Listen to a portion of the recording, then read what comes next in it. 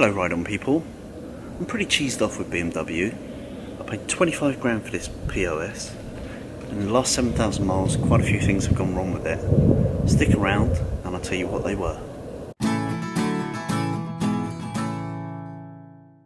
So firstly then, let's start with the engine. So I was going down the road, not revving it too hard, maybe 6,000-7,000 revs, something like that. And there was just this big bang. It just went bang, ka-junk, ka-junk, ka-junk. So I kind of pulled in the clutch and went along a little bit, let out the clutch, it went ka-junk, ka-junk, ka-junk again, pulled it in, pulled off to the side of the road. And ultimately I had to have the engine rebuilt. I'm not really sure what was wrong with it, maybe a lack of two-stroke oil or something like that. Hang on, thinking about it, the GSA is a 4-stroke, right, so it doesn't take two-stroke oil. Yeah, I think that must have been my my Suzuki. Yeah, it was my Suzuki that blew up. The next thing I had a problem with was my Speedo. The Speedo just kept on dying, and it sort of was intermittent, and then it just stopped completely.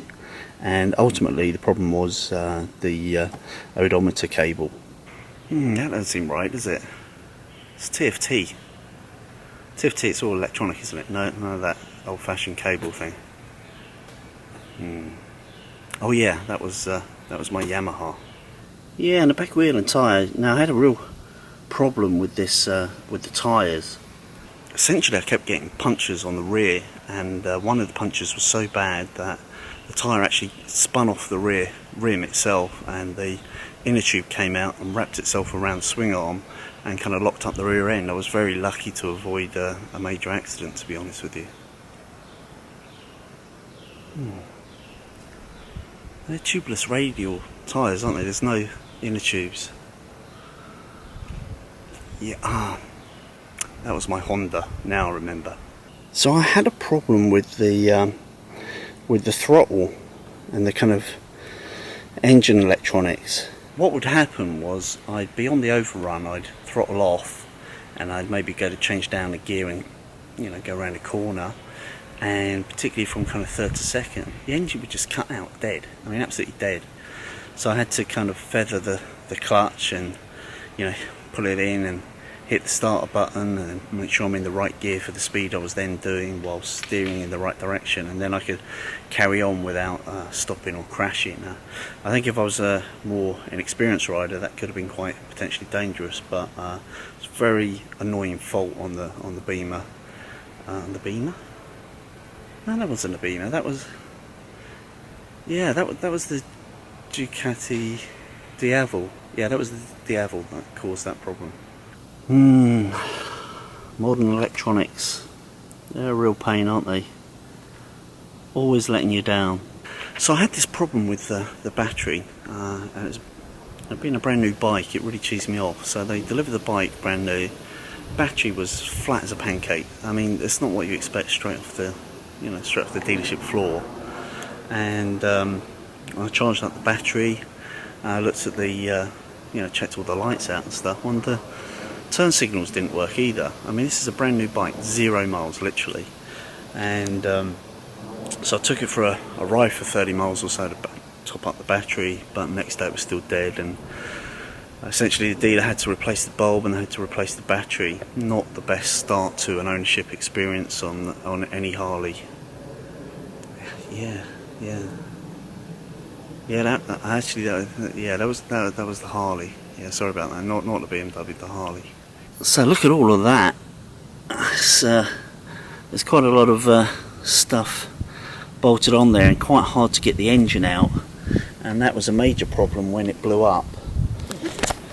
Because, you know, the one thing I forgot to mention was that after about 2,700 miles, it just spat the valves straight through the exhaust headers. I mean, just completely wrecked. And it's not what you expect of a Halo flagship bike, right?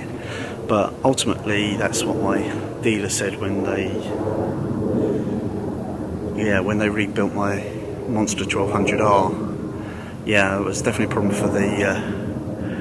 for that bike, but not the GSA. Look at these boxes, beautiful, aren't they? But like $1,600 they want for them. It's a ridiculous amount of money. I mean, I wouldn't mind, but you spend all that money and then they just leak like a sieve. You know, the seal around no, not the Beamer bags, you idiot. Yeah, that wasn't the Beamer bags at all. That was the Tiger. Yeah, that was the bag I had on the Triumph. So what's gone wrong with the Beamer then? Right then, finally, forget all that nonsense. Really, sorry about that. There was one problem with the Beamer that I think I should show you, because it's quite a serious one. It could put off potential new owners. See that stuff there accumulated on the rear wheel? It's kind of grey, kind of dusty looking, kind of sandy looking stuff. Well, there's a special technical term for that stuff, and it's called dirt. And the problem is it accumulates all over the bike, particularly if you take it off-road and you ride in the rain and you get it kind of muddy. And the problem is that the bike just doesn't clean itself.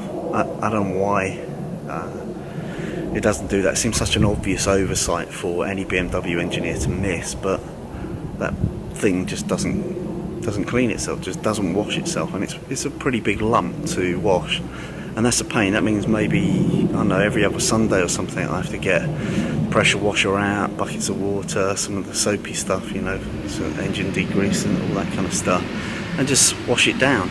It's a real pain. So there you have it, BMW R1250 GS.